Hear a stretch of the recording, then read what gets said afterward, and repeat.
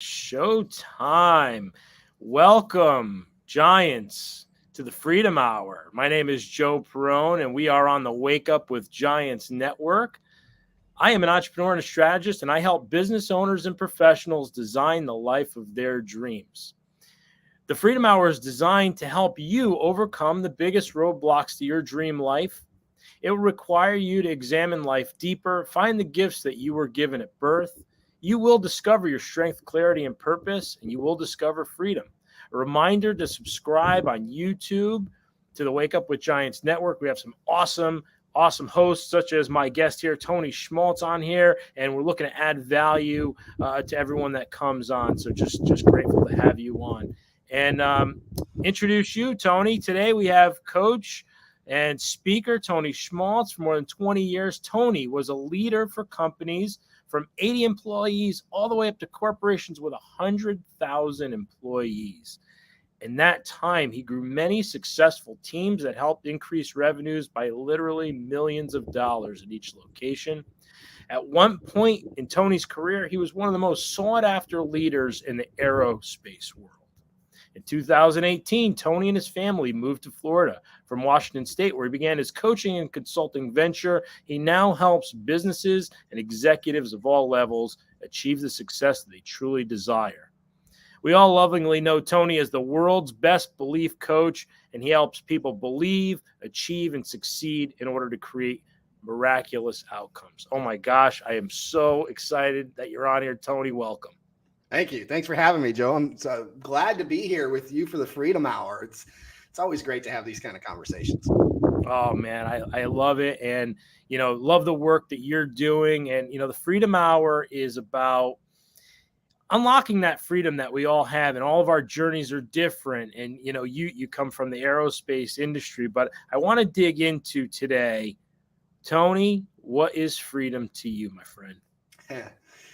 So freedom for me really starts up here and right here, and it's a lot of people like to talk about financial freedom or career freedom. No, for me, freedom is the freedom of your mind and your heart and the love that you share, because only then, back to you mentioning me being the world's best belief coach, only when you believe that you are free and that things are abundant in your life, regardless of what might be right in front of you, is when you can actually truly be free. And so I like to use for both this, I'm going to use my definition of success, which is also very similar, applies here. It's happiness in the areas of life that are important to you. And that's my definition of success, and also how I would define freedom. Because if you're happy in the areas of life that are important to you, then man, you're living a free life. Tony, I love that. And, I know you're a dad, you're a husband, you're a business owner. And when we talk about freedom in business and freedom in having that space and time to do the things we want, design that life that we truly want. And I know we're both so passionate about that. Somebody comes in and they say, yeah, Tony, I get it. I get it. You got a great life. Joe, I get it. You got a great life. You have freedom. But there are times where we both didn't have freedom. And I would love to dig into and unpack where you first realized that, hey, this isn't my version of success. So it was after we moved here to Florida. Like you said in the bio, I spent the first, 20 years in my career being a massive leader in the aerospace world, where I started at the bottom, worked my way up, and I had everything going for me. I was making the money I expected to make, big bonuses, yada, yada, yada. My wife and I had always talked about living somewhere warmer, and so Florida has always been high on the list. And when this opportunity came about to relocate at the company's expense, the new company, we jumped on it. Well, so first we arrived just in time for Hurricane Michael. So that was awesome. Category 5 hurricane plowing right over the top of us. And then, but the company that I came to work for turned out it was the worst place I'd ever worked. I mean, it was really horrible leaders, just nothing but negativity, self-doubt. Yeah, I won't say the name. I'll protect the guilty here, but it was during that moment and there was a lot of things that happened from the time that the hurricane hit us to the recovery when our company actually started running again, that opened my eyes to how really tied down we were to the things happening around us. Even though, yes, we all have choices. I'm huge on that. We were allowing ourselves to be strong-armed by everything around us. And so it was about that moment. It was probably right after we bought this house. We spent a lot of time after the hurricane living in Airbnbs, not sure where we were going to live because there just wasn't anything available. Everything was either destroyed or not repaired yet. So when we finally bought this house and moved in here and that settled down is when I really got the wake up call at the company. I was kind of like, okay, we're recovered now. We're moved into a house. So I got that stress off of me. And then my awareness increased and I was just sitting there and I'm looking around going, what in the wide world of sports did I get myself into here? I'm like, oh my goodness. And just the misery, the absolute misery. And there was, you guys know me. I'm pretty happy-go-lucky, and I love leading people. I love helping people. I love serving people. And when I started to do that here, this is probably the ultimate wake-up call. When I started doing that at that company, they said, no, you can't do it that way. That's not the way we do it here. You got to do it our way. I'm like, oh, hold on a second. You guys hired me and moved me across country because of what I've done in the history of building successful teams and making companies millions of dollars. And now you're telling me I can't do it the way I've been doing it successfully? Yeah, that's what we're telling you. Okay, well, there's light bulb. Find something else.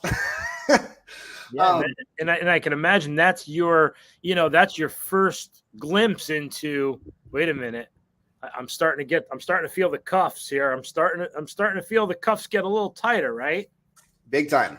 And so the other piece of that is that I took a pay cut and a demotion, so to speak, to move to Florida.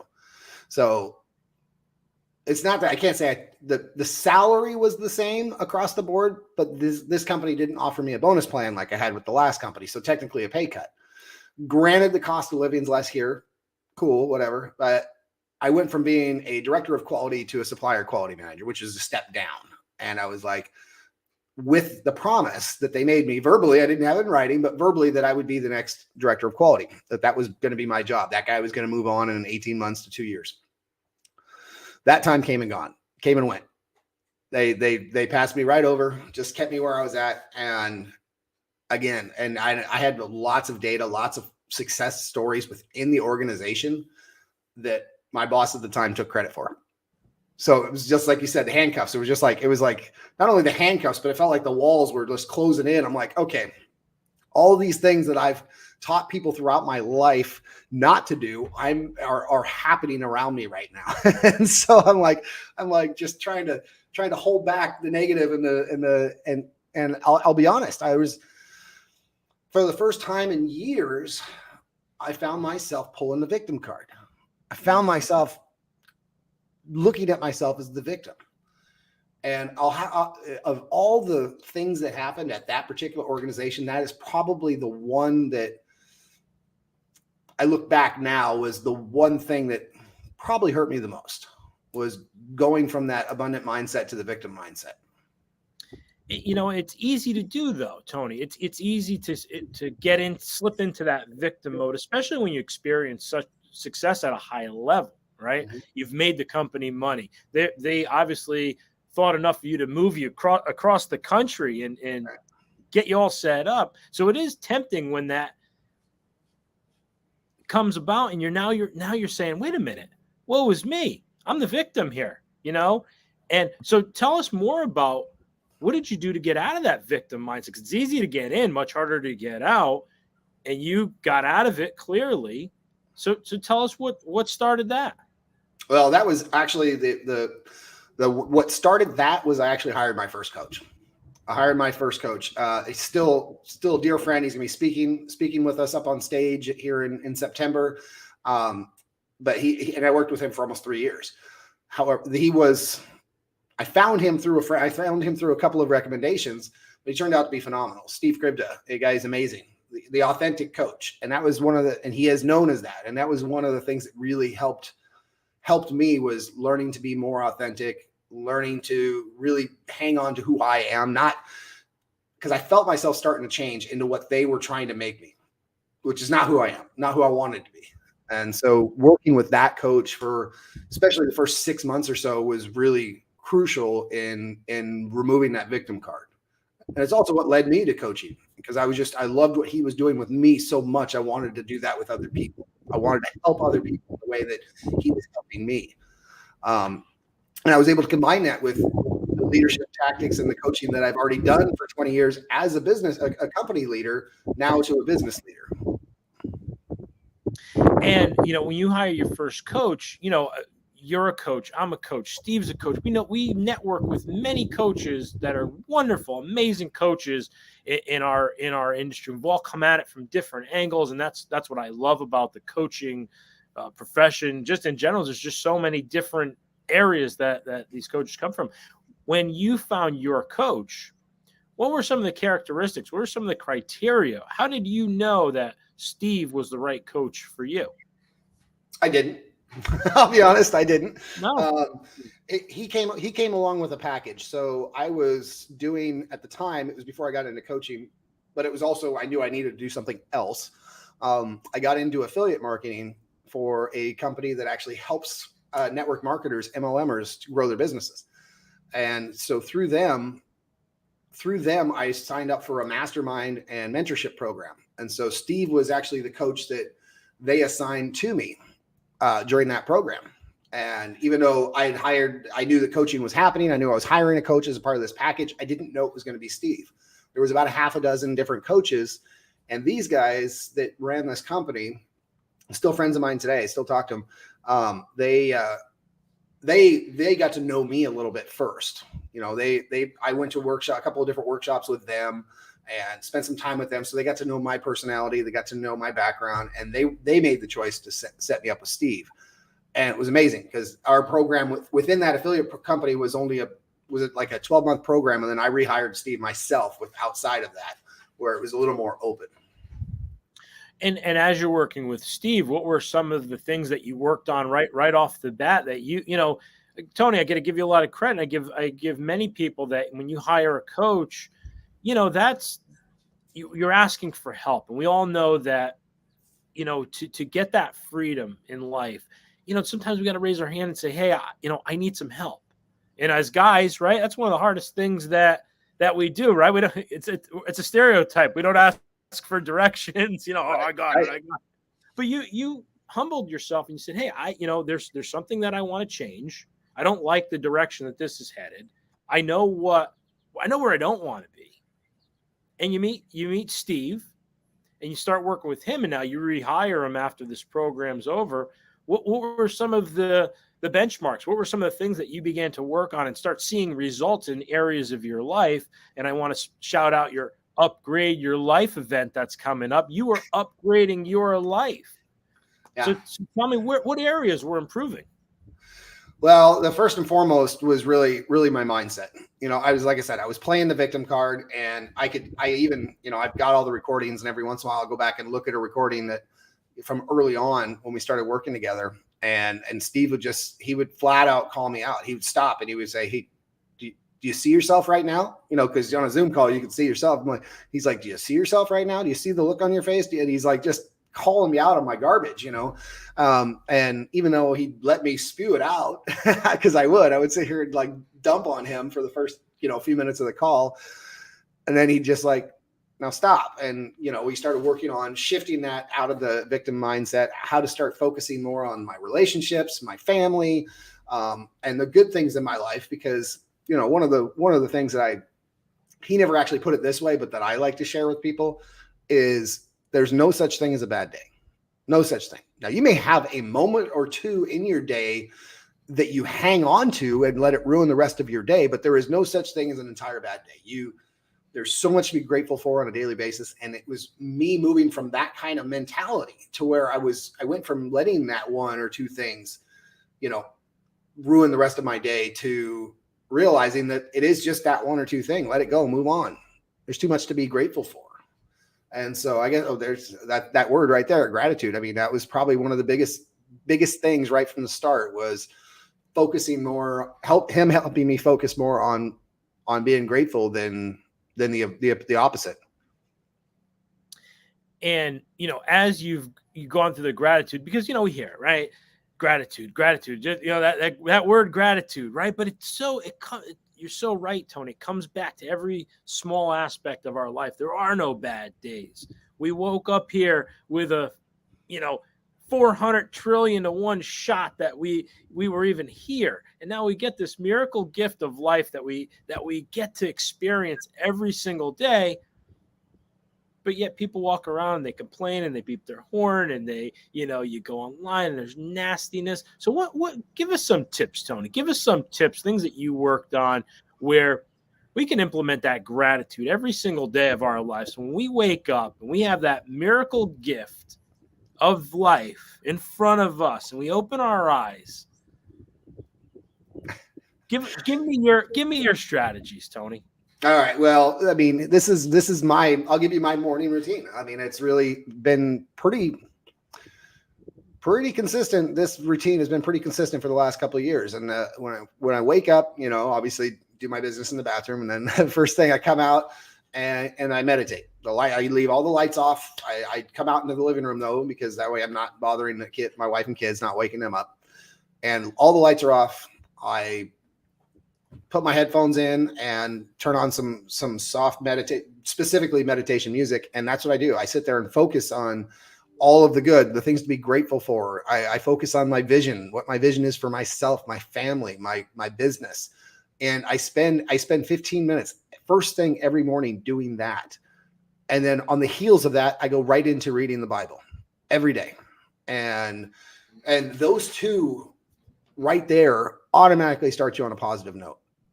And then from there, I do whatever book I'm reading at the time. I set a timer to read out of the book. And that was the one thing for me personally. You don't have to do it this way, but setting a timer so that I'm blocked out it was something that was helped my consistency and was really made it more powerful for me. Because I found myself when I was without setting a timer, I'd meditate for 25 minutes and then I'd cut into some other time or vice versa. So setting a timer is huge. And then right after I'm done reading, I go right into my morning journaling. And I do that at that time on purpose, because then now I've already shifted to a positive mindset from the morning meditation and the Bible readings. And now I've learned something out of reading from this book. And now I get to write it all out. And then if there is any still built up anything that is anywhere near not positive, then I can dump it out of my head. A lot of people don't realize the power of journaling. It is literally a brain dump. It can be if you use it properly. Like all the stuff going through your head, just write it out. Because guess what? Once you start writing it out and you're moving that stuff as well. So that's really the most powerful for me first thing in the morning.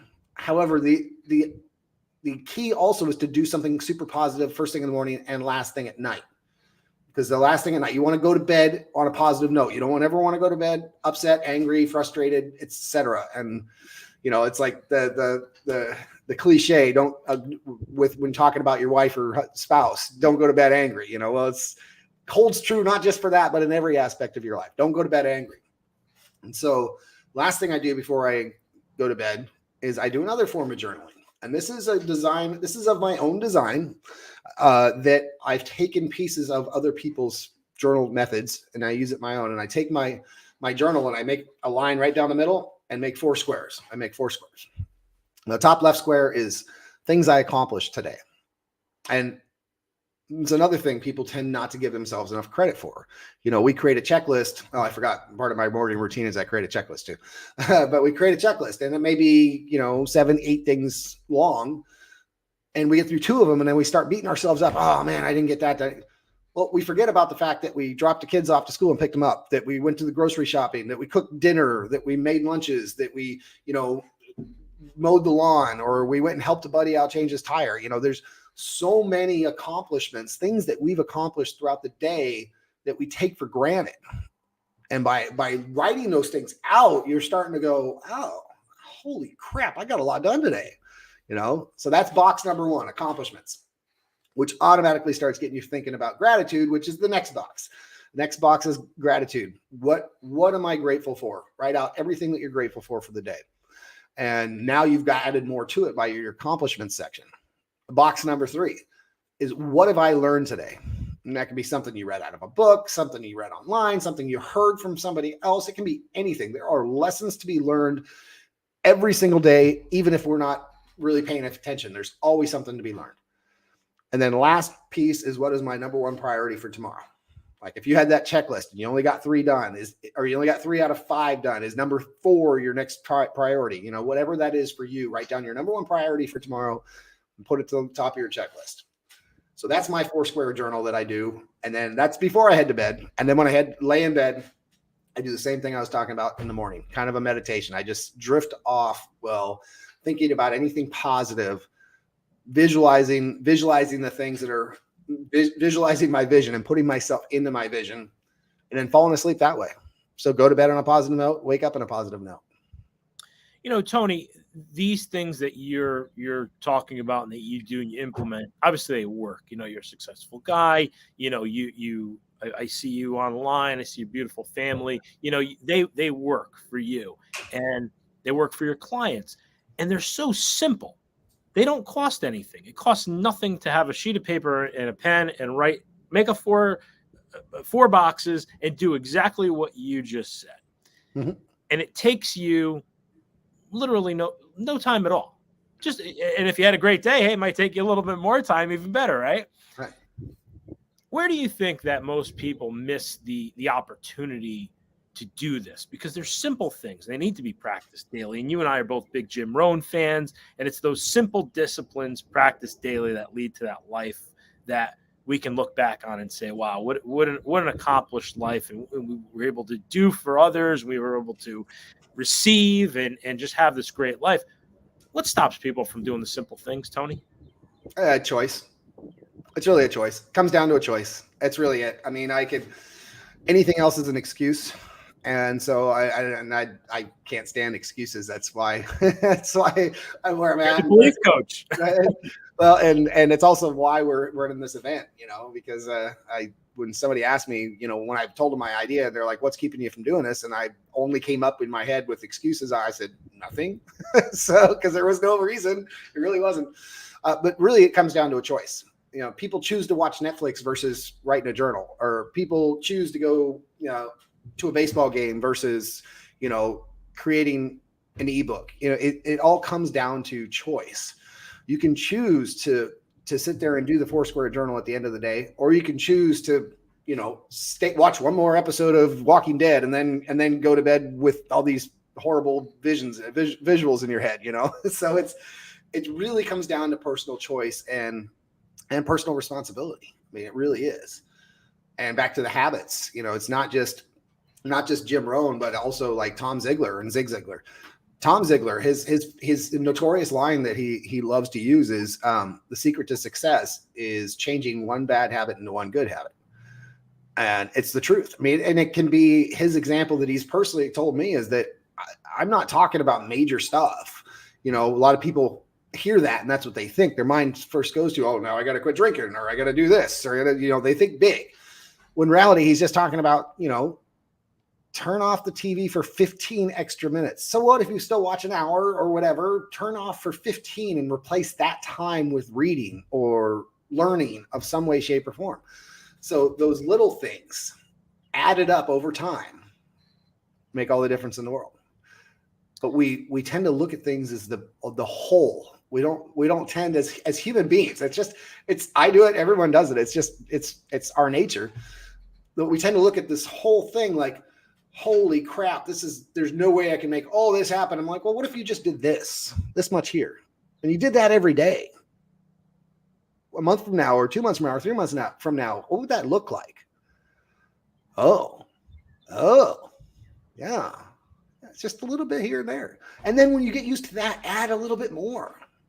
Now, I didn't say it has to happen overnight. In fact, it shouldn't happen overnight. That's usually there's a problem if it's happening overnight. So the personal choice to maintain those disciplines or starting small, the choice to start small versus looking at the overall. But ultimately, back to my original comment, it all comes down to choice. Amen to that, Tony. And you made a choice after you had only one reason why you shouldn't do this event, and you obliterated that sucker. Right. You have an amazing event coming up, and I know you have a cool trailer for that I'd love for you to show the audience. Yeah. So here's the Upgrade Your Tour Life intro. There'll be a longer promotional video coming later, but here's the intro to that promo video. In a world desperate to get back to normal, I bring you the most powerful live and in-person event of the year, the Upgrade Your Life Tour. Oh man, I'm excited. So let's talk about this event. You have you, Laban Ditchburn, Les Brown, Tom Ziegler, Kevin Sorbo, Rob, Waldo Waldman, Tana Gortz. We got the Giants, Nick and Ryan. We got Sarah Ignani. We got Melissa Ross. We got Kellen Flugiger, and my coach Steve Krivda, all sharing the stage together for 2 whole days. So that's one of the things people don't really realize, that this isn't just a one and done. This is 2 full days. You were there from 8 to 5 both days. Now, granted, I'm not going to crush you with that much stuff all at once. We've got 2-hour lunch in between so that people are getting able to break and actually network with people and clear their minds a little bit to start the second half of the day.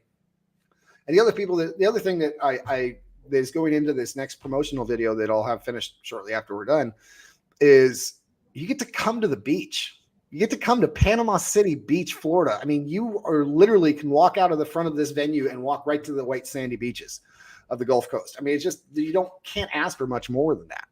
You get to upgrade your life. You get to learn how to advance and grow your business, your personally develop yourself and your business, and then go enjoy the white sandy beaches of the Gulf Coast. I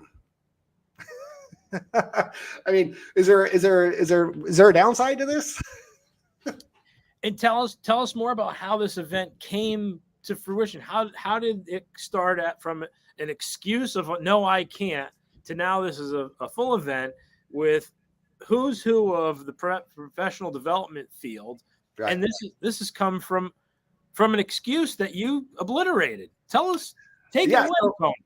So I never even had the excuse. That was the thing. That was the problem. I was going through them in my head, but I never actually spoke them into my world because I knew they were just excuses. But this started actually pre-pandemic. The vision started pre-pandemic. So prior to the pandemic, when I had started working with my coach, and I told you I was working with that affiliate marketing company, they had already scheduled me on 2 different stages, and another group had scheduled me on a 3rd stage. So I had 3 stages I was scheduled to be on, and then lockdowns happen. All 3 events get canceled. My stage appearances get canceled along with it. Although we did some digital stuff, it's not the same. It's not the same as being on a live stage in front of people, networking with people, shaking hands, giving hugs. So when we went to the Ultimate Experience in January and met, Steve Hardison and Giants and Gam and some of these folks, I was having a conversation. We had dinner at Nadine's house, Gam's house, and I was talking to Ryan and Nick, and I was telling them a little bit more. I'm like, I've always talked about running my own event here in Florida. Nobody ever does anything like that here. Come to find out, nobody ever has. So I'm like, I'm giving them the rundown. I'm like, so they said, hey, if you run an event, we'll be there. We'll commit to that now. I'm like, cool, okay. So I kind of let it go for the rest of the evening. And then the next day was the actual Ultimate Experience. So we were at the hotel there. We finished through the Ultimate Experience, and I'm having conversations with other people now. And I'll be honest, I don't remember which person the aha moment was because we talked to so many, but I was talking to one person that asked me that question. I told him my vision for running my own event, and they looked at me and said, well, what's stopping you? And I'm like, I stopped and like a deer in a headlight for a moment there. And I'm like, going through my head, and I'm like, no, that's an excuse. That's an excuse. No. I'm just literally all I can come up with in my mind is excuses. So I stopped for a moment. I looked back at him. I said, nothing's stopping me. And so it was literally, I told my wife about it. We went to bed that night. She's like, are you sure you're going to do this? I'm like, yeah. We got home the next day. We flew home the next day. by the end of day 3, getting back here, I had already found the venue. I talked to like 40 different places. I already found the venue. And the following week I put a deposit down on it, and then got production companies, videographers, and everything just all happened within like a month. And so it was just all came together, and that's where I was spending most of my time. And it's been, admittedly, I didn't realize how much it was going to take to do this. But it's kind of like you and I have talked about before. We've talked about with our clients and our friends. It's not so much the outcome, but who you become as a part of the journey. And I love who this is making me out to be, who this is creating within myself. This is a whole different animal I've never attacked before. Learning tons. I'm meeting tons of people. I mean, none of this, I wholeheartedly believe in the phrase, everything happens for a reason. And this event, even if the event itself crashes and burns, which it won't, by the way, because I'm a visionary, I'm a vision guy, and so I know it won't. But let's say for one weird something happened and it did, I've already met probably 100, 150 new people that I didn't know before that are amazing and becoming great contacts. And so it's just, there's no downside here. There's no downside. And you know, what I'm hearing you say is just the possibilities that you've created from this, you know, possibilities, options, that's freedom, who you're becoming, who the new realities that you're experiencing. I know we have a good mutual friend, John Cadillac Seville, who, you know, it's just a great guy that we've both met through networking. And shout out to John. What a great guy, man of faith, man of passion, man of vision. And we were able to meet him and interact with him. And he's another option and possibility in our life that we can look to him and say, John, what an uplifting post you made today, or what an uplifting message that you sent me today. We just have this, you know, we're in a world when you can live in a world where there's hate, violence, crime, strife, you know, bickering, differences. We choose the other route.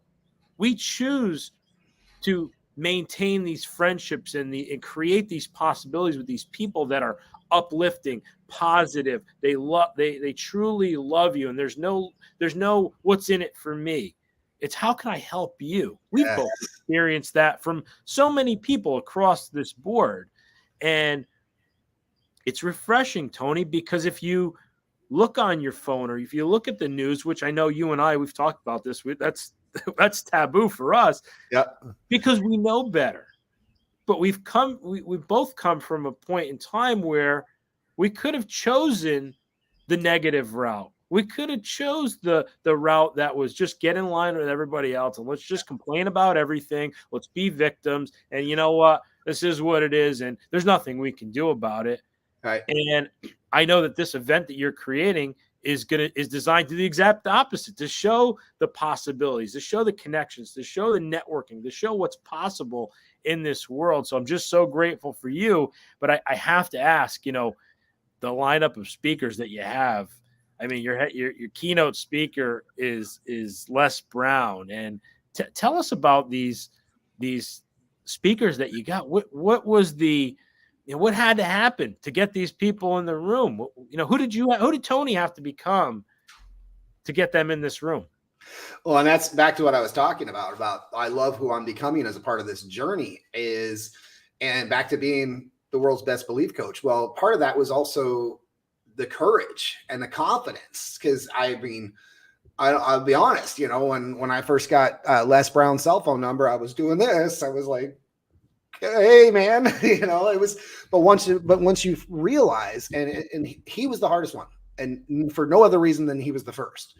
And the reason I say that is because once you've had a conversation with somebody, they are just like you and me. They want to serve, they want to help, they want to spread the love. They love people. They love helping people grow.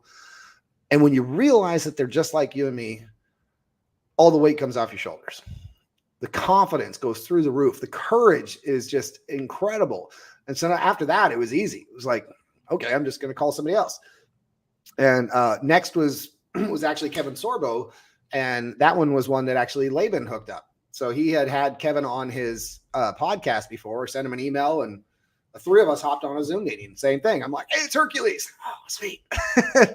but it wasn't like that anymore, because now I'm like, I've already come down from the Les Brown experience, and I'm like, hey, it's just another person. Just have a conversation, which we did. Tom Ziegler, he actually trained my coach, Steve Krivda. And so I called Steve and I'm like, hey, you mind if I get Tom's contact information? Or can you ask Tom if I can have his contact information? Sure enough, he agreed, got on another Zoom call, had that conversation. And from there, that was it. It was just one led to another. Waldo Waldman, another one Laban hooked us up with, a Hall of Fame speaker, author of Never Fly Solo. The guy got on and he was like ecstatic. He's like, not only does he love doing this kind of stuff and loves helping people grow, especially entrepreneurs, he's former Air Force fighter pilot. And so Tyndall Air Force Base is right down the road here. And he's like, I spent a lot of time there. I love the area. I want to come back.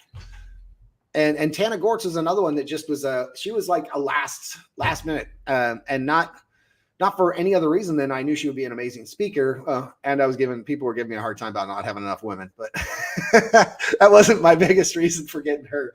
The videographer that we hired, he's a local guy, and the vice president of the Chamber of Commerce said, this is the person you want to talk to. He runs live stream TV and great video editing, video production, does events.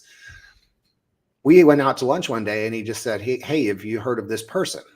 And I was like, no, I hadn't heard of Tana Gortz. And then I looked her up and I'm like, holy crap, how did I not hear about this person? Again, got on a call with her and there we are.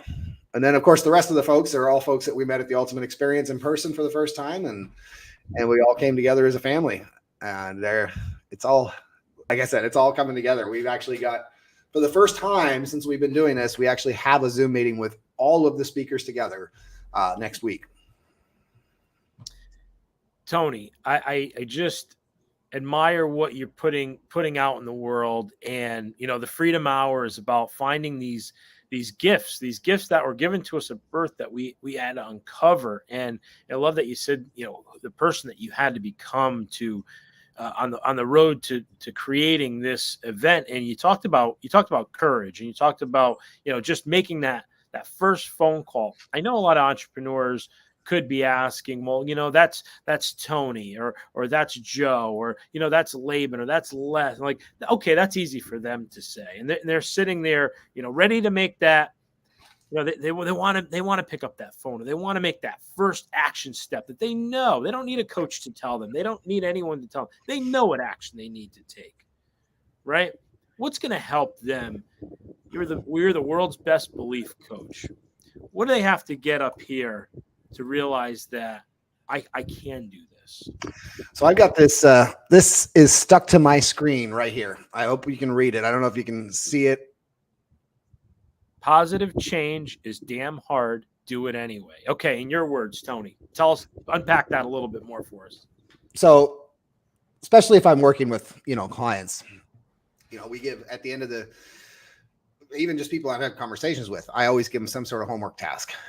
And one of the things I do specifically is I give my folks what's called Schmaltzy tasks. And those tasks are literally designed to get you out of your comfort zone. And it starts small and they get bigger, progressively bigger throughout our time together. Like the one that I always start everybody off with. So if anyone's watching, you can start doing this tomorrow morning, is when you brush your teeth in the morning, brush your teeth with your opposite hand. If you're right-handed, start using your left. And not only is it uncomfortable for you physically, but it's teaching your brain that I can do the hard stuff. I can do the uncomfortable stuff. I can start, and it sounds super simple, and it is, but the effect that it has on your brain and your subconscious mind is endless. Because you start every morning with something uncomfortable, and now your brain's going, I can do this. I can do that. I can do uncomfortable. And then we progress from there. And so usually I won't immediately throw somebody into the wolves and say, hey, you need to go call Kevin Sorbo or, similar, but I'll progress into it. Another one is take a different route to work or school or the grocery store. We're so used to going the way we think is the fastest or best way that, we always do. And so I try to practice this one myself. My wife reminds me every now and again, should we start taking a different? Yeah, we should. but taking a different route. I've had so many clients come back to me and go, you know what? I didn't even know that building was there. You know, and I'm like, and I've lived here my whole life. I'm like, I know, it's amazing. People don't just drive anymore. People they're so in a hurry to get from A to B. They forget there's a C, D, E, F out there, you know? So that's the other one. And then the other one I'll give you guys for here is, I always have somebody wear a really loud shirt, either to the office or to a grocery store, something that's going to embarrass them, like fluorescent pink, or, you know, something with a loud saying on it, something that's really going to put them out of their comfort zone. All right, I'll give you one last one. This is one only because it's recent. I just did this. I gave this one to a client who I had them recorded, actually. It's go into like a busy grocery store or some sort of store, walk up to random people, get real close, which depending on how you feel about that, but get as close as you can or you're comfortable with, and just whisper, or maybe not whisper, but say to them quietly, I am Batman. Just walk up to them and say it. I am Batman. And just to look at the look on their faces and the stretch that it is for most people to approach random people like that will start to roll you down that path. And by the time you get to some of those schmaltzy tasks, some of this other stuff is easy. Having a conversation with somebody about coaching is easy. Having a conversation with somebody about your business is easy compared to some of those. Tony, you know, there's putting it into action. There's, you know, talking about doing it, actually doing it, and you make it easy. You make it simple. These schmaltzy tasks, right? Do these little things every day. You're a living example. It works. I mean, you put on this wonderful event, and you know, freedom to you. I know I see your family, you post a lot of your family on social media, and you're very open about your family and your faith. And you know, I remember when I didn't have freedom. And I remember when I couldn't say this was the freedom hour, because it was always every hour was busy, and it was that drive to work, and I didn't notice anything that was going on around me. It was just this tunnel vision. And you know, I'd love to hear from the world's best belief coach. You know, I had these beliefs that I had to be busy. I had to be busy. You know, busy was successful, right? Mm-hmm. Yeah. Busy, successful. And when I learned those limiting beliefs, they were, you know, my logo is the guy with the hand, you know, when I learned that those limiting beliefs could just be shattered, and I could take the different route to work. I could wear a loud fluorescent shirt and just be me if that's how I felt that day. Right. When I changed those limiting beliefs and you know, demolish them, that's when my freedom came. So I love that you touched on that, because what Tony's saying, listeners, is so close to the truth.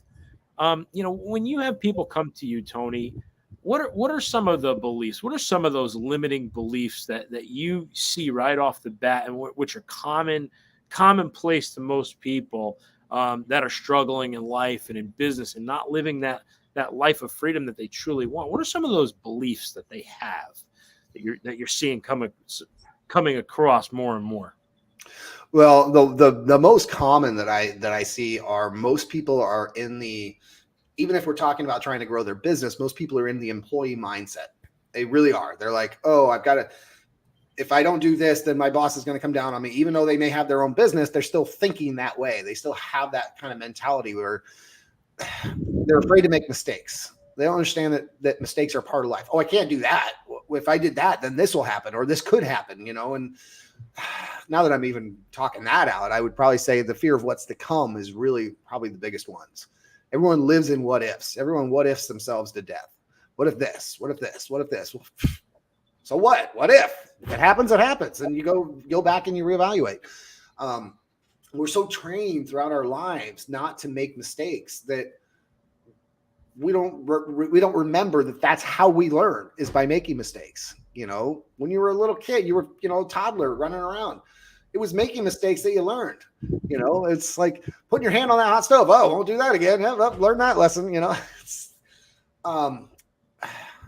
trying to think of the best way to articulate that is that really it is the fear of what's to come, or the fear of change, the fear of change. That's probably the most common is the everyone's so set or believes they're set in their ways that it's hard to get them to at first to change. But once they see a little success from one of those changes, and that's why we start small with those multitasks. Once they start to see a little bit of glimmer of, oh, that wasn't so bad. I don't mind changing this. Now I'll change some more. But and all of the mindset stuff I talk about, all the belief stuff, I would have to come back to just the word fear. Fear. And, you know, I you know, you're an avid reader, and you shared with me your extensive book list, and how to stop worrying and start living, I know is on both of our book lists. And that's one thing that Dale Carnegie mentioned in his book, was that most of the things that we worry about don't happen anyways. So those, like you're saying, Tony, those what ifs never come true anyways. And going even back to your journaling, that brain dump that you were talking about, you know, isn't that a good thing to journal those fears as well? So, and that's what I talk about when I talk about brain dump. I do mean that when I'm doing my morning journaling. Now, granted, there may be a lot less after going through my meditation than there would have been otherwise. However, that is still what I use.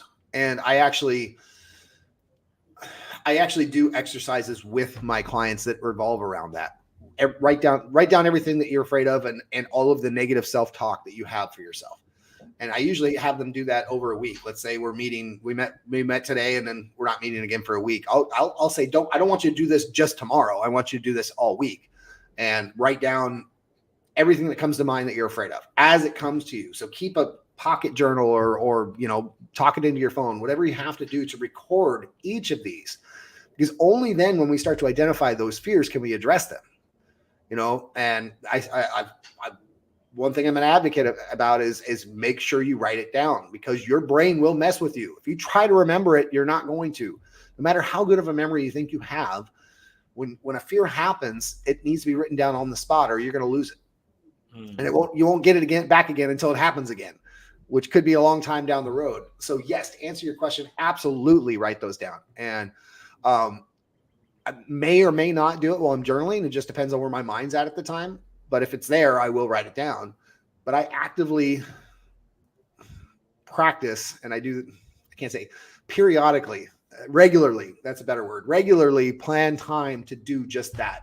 Okay, cool. So over the last 6 months, I've eliminated a lot of these fears, but now I still have these, or I have new ones or something else that have created, which I do. Everybody does. I mean, before I started running this event, there was all kinds of different fears. Now there's a whole new line of fears, but it's addressing those. Yeah.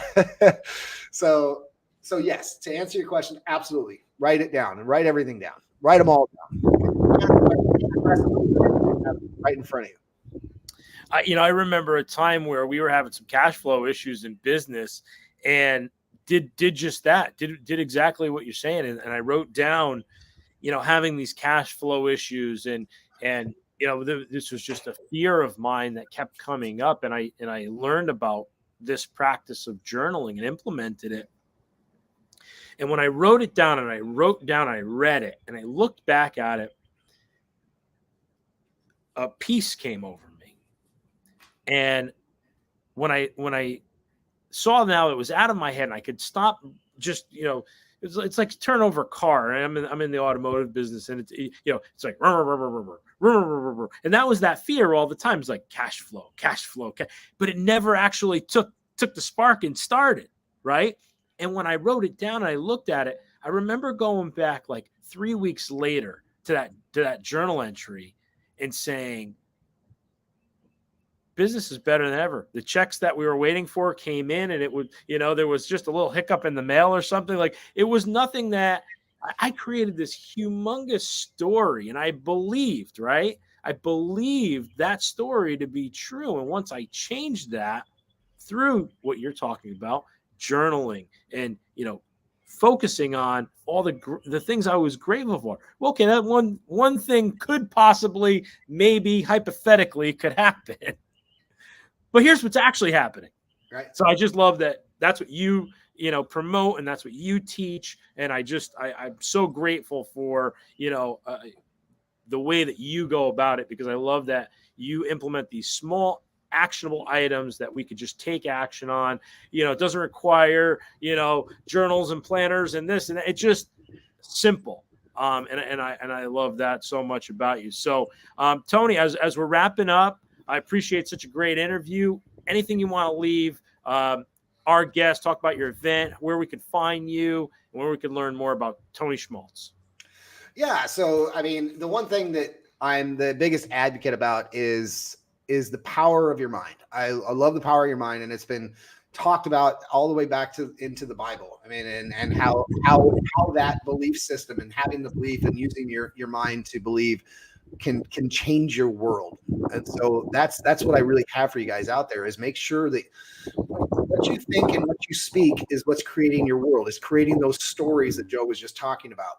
So make sure you're thinking and speaking what you want in your world. Not if you think and speak negatively, don't get me wrong, we're human beings, welcome planet Earth, it's going to happen. But if you focus on those, you're going to end up with a negative life. Now, focus on the positive, focus on the giving, focus on the love, spreading the love, the serving, and it's going to come back tenfold. I promise you. And so the other part about the belief, being the world's best belief coach, is get a vision. If you don't already have one, and some people talk about vision boards, I do mine mentally, but whatever works for you, have some sort of vision about where you want your life to be and believe it like it's already happening, like it's already there. And of course, like Joe was saying, you can find me and others like me, like we talked about the lineup at, go to, if you want to be a part of the event, go to upgradeyourlifetour.com and get your ticket. I mean, the early bird special is going to end real soon. So ticket prices are going to go up, and the VIP tickets are selling out like crazy. Everyone wants a table, not a chair. So if you want a table, not a chair, you better get in there fast. So we'll do one more of those, show that video one more time before we get off here. In a world desperate to get back to normal, I bring you the most powerful live and in-person event of the year. The Upgrade Your Life Tour. It's weird how it has that kind of echo there at the end. I didn't do that before. But anyway, that is what I have. I thank you so much, Joe. I love you, man, and I appreciate you and everything, and I appreciate you having me on today. I love you too, Tony, and I just appreciate what you are, who you be in this world, and everybody just check out what Tony's doing. Support his tour, support the Upgrade Your Life Tour. Head over there. Those VIP tickets are selling out. Get you a table, not a chair. That's right. And Tony, we'll see you around, man. But thank you for who you be in this world, and grateful for having you on the Freedom Hour. Absolutely. We'll talk soon. Yes. Okay. Giants, remember to subscribe on YouTube to the Wake Up on Giants Network. Tony's got a show on over there. You got to check that show out. And we have a lot of good stuff on this. And we want to thank the Giants, Nick and Ryan, for making this possible. We just love them and want to be a blessing to them as well. So absolutely. We'll talk to you next week on the Freedom Hour. We have Carl Fix coming on. Nice. So that's going to be exciting. All right. So we'll talk to you soon, and we'll see you next week. Thanks, Tony. Awesome.